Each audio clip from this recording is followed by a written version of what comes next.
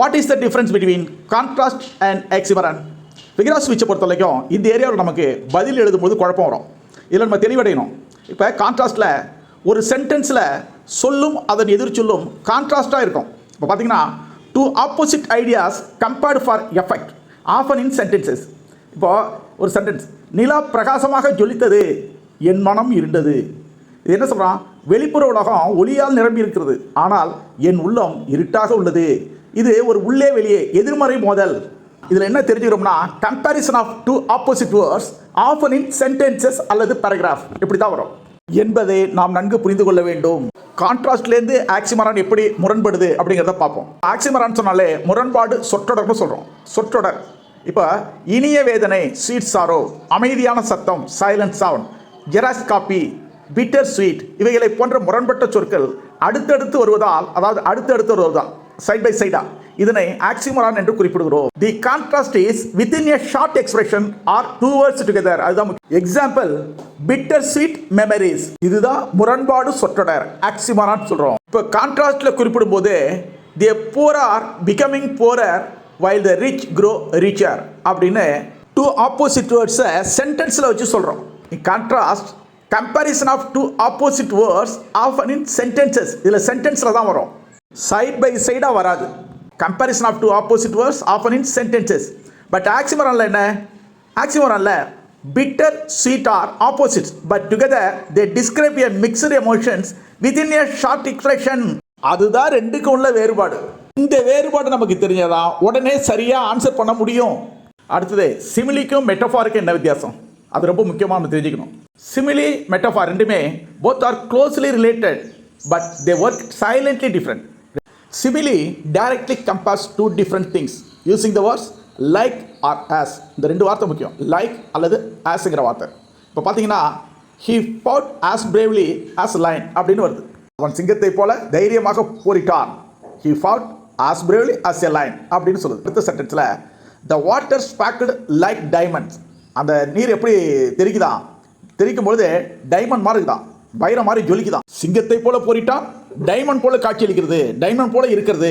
இந்த ரெண்டு சொற்றொடர்லையும் ஒரு இடத்துல ஆஸ் பயன்படுத்திருக்கோம், ஒரு இடத்துல லைக் பயன்படுத்திருக்கோம். இந்த மாதிரி சிமிலி நம்ம முறையாக பயன்படுத்துகிறோம். எப்படி? மறைமுகமாக தெரிவிப்பதற்கு. இது மாதிரி பாலிஷாக சாஃப்டாக சொல்கிறது தான் சிமிலி. டேரிங்காக இதுதான் சொல்கிறது metaphor. Metaphor also compares two things without using like or as to make a direct more powerful comparison. எப்படி? இப்போ சொல்லும் பொழுது இவன் தான் அவன் அப்படின்னு சொல்கிறதுக்கும் இவன் அவனை மாதிரி இருந்தது அப்படின்னு சொல்கிறதுக்கு வித்தியாசம் இருக்குது. ஆக இவன் தான் அவன் அப்படின்னு சொல்கிறது மெட்டஃபார், இவன் மாதிரி இருந்தது அப்படி தான் அது மாதிரி தான் இருந்தது அப்படின்னு சொல்கிறது சிமிலி. மெட்டஃபாரில் சொல்லும்போது நம்ம எப்படி கம்பேர் பண்ணோம்னா டைரக்ட் அண்ட் மோர் பவர்ஃபுல் கம்பேரிசனாக இருக்கும். அது கம்பேரிசன் எப்படி இருக்கும்? மோர் பவர்ஃபுல்லாக இருக்கும். இப்போ கமலா இஸ் கலைச்சொல்லி எப்படி சொல்கிறோம்? நேரடியாக சொல்கிறோம். ஆனால் சிமிலியில் சொல்லும் பொழுது Kamala is as like as கலைச்சொல்லி அப்படின்னு சொல்லி மறைமுகமாக சொல்கிறோம். இதுதான் ரெண்டுக்கு உள்ள வித்தியாசம். மெட்டஃபாரில் நேரடியாக சொல்கிறோம், சிமிலியில் இன்டைரக்டாக சொல்கிறோம். நெக்ஸ்ட் நம்ம பார்க்க போகிறது ரிப்பிட்டிஷன், அனஃபோரா. ரிப்பிட்டிஷன்னா repetition of words in the same sentence. Words என்னாகும்? அந்த சேம் சென்டென்ஸில் தொடர்ந்து வரும். Repetition of words in the same sentence. அதனால் புரிஞ்சுக்கணும். Same sentence. இப்போ பாருங்கள், alone alone all, all alone alone and a wide sea அப்படின்னு வருது. In the same line, the words are repeated. In the same line, the words are anywhere repeated. This is called repetition. ஆக repetition பற்றி ஒரு நல்ல idea உங்களுக்கு கிடச்சிருக்குன்னு நம்புகிறேன். அனோஃபோராங்கிறது ஒவ்வொரு சென்டென்ஸ்லையும் ஸ்டார்டிங்கில் வரும். ஒவ்வொரு சென்டென்ஸ்லையும் வேர்ட்ஸ் அல்லது ஃப்ரேசஸோ ஸ்டார்டிங்கில் வரும். ஒவ்வொரு ரெண்டு தொடர்ந்து ஃபஸ்ட்டு செகண்டு தேர்டுன்னு அப்படி சென்டென்ஸ் வைஸாக அது ஃபஸ்ட்டில் வரும். அதுதான் அனஃபோரா. ஆனால் என்ன பண்ணுவாங்க, பசார் கைடில் பார்த்து பலர் தப்பாக எழுதிடுறாங்க. பெரும்பாலான பசார் கைடில் தப்பாக இருக்குது. அதை வச்சு என்ன செய்கிறாங்க, ஒரு சென்டென்ஸில் அதே வார்த்தை தொடர்ந்து வந்தாலும் அதே தான் சொல்கிறாங்க ரிப்பிட்டேஷனு. அதே நேரத்தில் ஒரு சென்டென்ஸில் ஸ்டார்டிங்கில் ஒரு வார்த்தை வந்து அடுத்தடுத்த சென்டென்ஸ்லையும் அது ஸ்டார்டிங்கில் இருந்ததுன்னா, தொடர்ச்சியாக சென்டென்ஸில் ஸ்டார்டிங்கில் இருந்ததுன்னா அதுவும் ரிப்பிட்டேஷன் சொல்லிடுறாங்க. அது தப்பு. நாளைக்கு தப்பாக போயிடுச்சுன்னா நாளைக்கு டிஆர்பி சேலஞ்ச் பண்ணி அவங்க ப்ரூவ் பண்ணிட்டாங்கன்னா நமக்கு ஒரு மார்க் போயிடும்.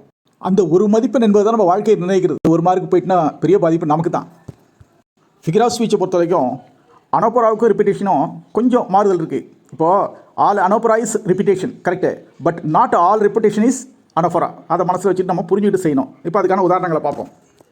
அனோஃபோரா, it always occurs at the start of a sentence.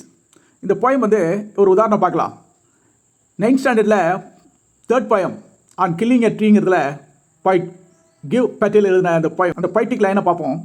And the strength of the tree exposed and the source white and wet and the most sensitive hidden அப்படின்னு இருக்குது.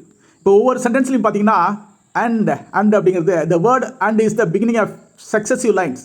அந்த 3 லைனுமே ஸ்டார்டிங் என்ன இருக்குது? அண்ட் இருக்குது. அப்போது the word and is the beginning of successive line இந்த மாதிரி இருந்தால் அது anaphora. ஆக நம்ம எழுதி என்ன தெரிஞ்சிட்டோம்? anaphora always starts at the beginning of successive lines. Personification and imagery, இது ரெண்டுக்குள்ள என்ன வித்தியாசம்? ரெண்டுமே அடிக்கடி நம்ம பார்க்குற ஒரு டிவைஸ் தான். poetic டிவைஸில் இது அடிக்கடி பார்க்குறது. These 2 poetic devices often appear together but they are not the same. ரெண்டும் ஒன்று கிடையாது, ரெண்டும் வேறுபட்டது. இப்போ பர்சானிஃபிகேஷனை பற்றி சொல்கிறோன்னா இட் கிவ்ஸ் ஹியூமன் குவாலிட்டிஸ், மனிதர்களின் குணங்களை யார் மேலே ஏற்றி சொல்லுது? நான் ஹியூமன் திங்ஸ் லைக் அனிமல்ஸ், இந்த மாதிரி ஐடியாஸு இதன் மேலே ஏற்றி சொல்லும் மனிதனுடைய குணங்களை. அதுக்கு தான் பர்சானிஃபிகேஷன். இப்போ இந்த சென்டென்ஸை பாருங்கள். The sun smiled at the flowers. யாரை பார்த்து சூரியன் சிரிக்குது? மலர்களை பார்த்து சூரியன் சிரிக்கிறான். எப்படி? இதெல்லாம் யார் செய்கிற வேலை?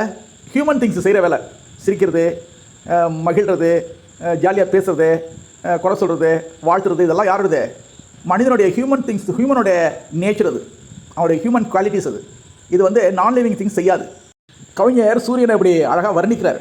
9th ஸ்டாண்டர்டில் on killing a tree poem 3 the bleeding bark will ஹீடுன்னு ஒரு வரி வருது. அதில் ஒரு அருமையான ஒரு லைன் வருது, அழகான line. The bleeding bark will heal. Bleeding பார்க்னா மரத்தை வெட்டின பிறகு இந்த மரப்பட்டையிலேருந்து ரத்தம் வடிதான், அது தானாகவே ஆறிடுதான். வில் ஹீடு தானாக சௌரியமாயிடுமா? எப்படி மனிதனுக்கு காயம் போட்டால் தானாக ஆறிடுதோ அது மாதிரி அது சௌரியமாயிடுமா அப்படின்னு அதை ஒரு அழகுற கவிதை நயத்தோட சொல்கிறது. The bleeding bark will heal அப்படின்னு. The tree is given the human ability. மனிதனுக்கு எப்படி காயம் போட்டால் ஆறுதோ அதே மாதிரி மரத்துக்கு என்ன ஆகுமா? சீக்கிரம் ஆறிடுமா. The tree is given the human ability to bleed and heal. எப்படி? அதுவே ஆறிடுமா. Ability to bleed and heal. புண்ணாகிறது சகஜம், அது ஆறிடும். அப்படி யாருக்கு? ஹியூமனுடைய குவாலிட்டிஸை நான் ஹியூமன் திங்ஸ் மேலே ஏற்றி சொல்கிறாரு கவிஞர். இதுதான் பர்சானிஃபிகேஷன். சரி, அடுத்தது இமேஜரி என்னன்னு பார்ப்போம். இமேஜரி அதுலேயே இருக்குது மீனிங். இமேஜினா ஒரு உருவம், ஒரு படம், ஒரு காட்சி, அதுதான் imagery. Imagery is a descriptive language. அப்படின்னா என்ன? இது படிப்பவர்களின் மனக்கண்முன் ஐம்புலன்களால் அந்த காட்சியை அவர்களாகவே பார்க்க முடியும். எப்படி? By sight, sound, touch, taste and smell. இதன் மூலமாக imagery makes you see or feel them clearly. உங்களால் பார்க்க முடியும், உணர முடியும். எப்படி? ஐம்புலன்களால். இப்போ இந்த வரியை பார்ப்போம். 9th ஸ்டாண்டர்டில் poem 3 ஆன் கில்லிங் எ ட்ரீங்கிற போயத்தில் ஒரு வரி வருது, ஒரு பியூட்டிஃபுல் லைன் இருக்குது. அந்த லைனை படித்து பார்த்தீங்கன்னா the white and bed roots twisted deep in the anchoring earth. எப்படி? The white and bed roots twisted deep in the anchoring earth அப்படின்னு சொல்கிறாங்க. அதாவது வெண்மையாகவும் ஈரமாகவும் இருந்த வேர் நிலத்தில் ஆழமாக சுருண்டிருந்தது. எப்படி? வெண்மையாகவும் ஈரமாகவும் இருந்த வேறு நிலத்தில் ஆழமாக சுருண்டி இருந்தது. இது ஒரு இமேஜரி என்ற இலக்கிய எடுத்துக்காட்டு. இது படிப்போரின் கண்முன் அந்த காட்சியை அப்படியே கொண்டாடி நிறுத்துது. பூமியிலேருந்து வேரடி மண்ணோட மரத்தை பெயர்த்து எடுக்கும் பொழுது ஈரமான வேர் பகுதியும் ஆழத்திலேருந்து எடுக்கும் பொழுது அந்த வேறு சுருண்டி இருக்குது. இதெல்லாம் பார்க்குறாங்க, தொட்டு பார்க்குறாங்க, வேரெல்லாம் சூடாக இருக்குது. இதை ரொம்ப அருமையாக அந்த கவிஞரை இதில் சொல்லியிருக்காரு. இதுதான் இமேஜரி. இதை கண் முன்னாடி கொண்டு நிறுத்துறாரு. இந்த போயமை படிக்கும்போது இந்த கண் முன்னாடி காட்சி அப்படின்னு நிறுத்துறாரு. இதுதான் இமேஜரிங்கிறது. இமேஜரியில் இயற்கையினுடைய தோற்றம், அதனுடைய வளர்ச்சி, அதனுடைய விளைவு, இதையெல்லாம் நம்மளுடைய ஐம்புலன்கள் மூலமாக மனக்கண்ணில் பார்க்கிறோம். மனதில் காட்சிகள் தோன்றுகின்றன, நாம் அதை உணர்கின்றோம். அதைத்தான் நாம் இமேஜரி என்று சொல்கிறோம். இப்போ ஒவ்வொரு பொய்டிக் டிவைஸையும் நடத்தும் பொழுது இன்னொன்றுக்கு ஏன் டிஃப்ரென்ஸ் பண்ணி காட்டுறேன். நாளைக்கு ஒரு கேள்வி இப்படி கூட வரலாம்.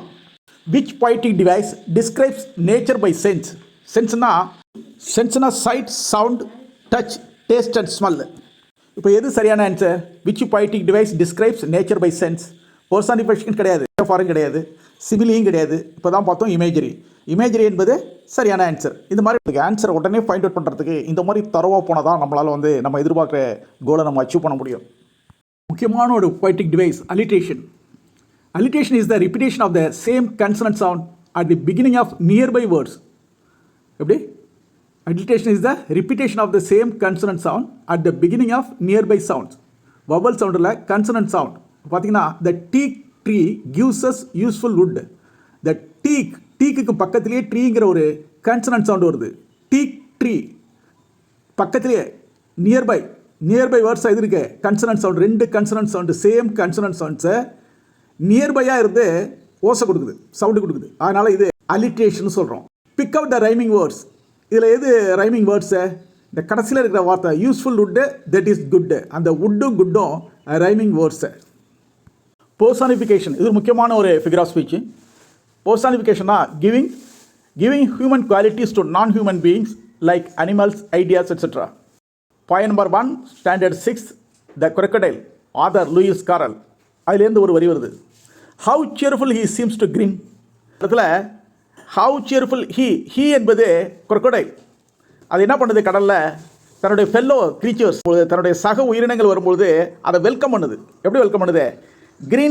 கிரின்னா பல்ல காட்டி சிரிக்குது. எப்படி? சியர்ஃபுல்லாக. ஹவு சியர்ஃபுல், எவ்வளோ மகிழ்ச்சியாக பல்ல காட்டி சிரித்து வரவேற்குது அது அப்படிங்கிற மாதிரி இருக்குது. அப்போ இந்த பல்ல காட்டி சிரிக்கிறது, மகிழ்ச்சியில் திளைக்கிறது, இதெல்லாம் வந்து ஹியூமன் திங்ஸோட குவாலிட்டி. இதை நான் ஹியூமன் திங்ஸ் மேலே ஏற்றி சொல்கிறார் போயிட்டு. அதனால் இது என்னது? பர்சானிஃபிகேஷன் சொல்கிறோம். ஹைப்பர்பல்னா எக்ஸாஜரேஷன், மிகைப்படுத்தி பேசுதல். எக்ஸாஜரேட் பண்ணி பேசுகிறோம்ல. நான் 1000 முறை உன்னிடம் படித்து சொன்னாமா, நான் படித்து சொன்னாமா. எங்கே படித்தா சொல்லுவான்? இல்லை, நான் 1000 முறை உன்னிடம் சொன்னாமா, ஆனால் 1000 முறை சொல்கிறது இல்லை.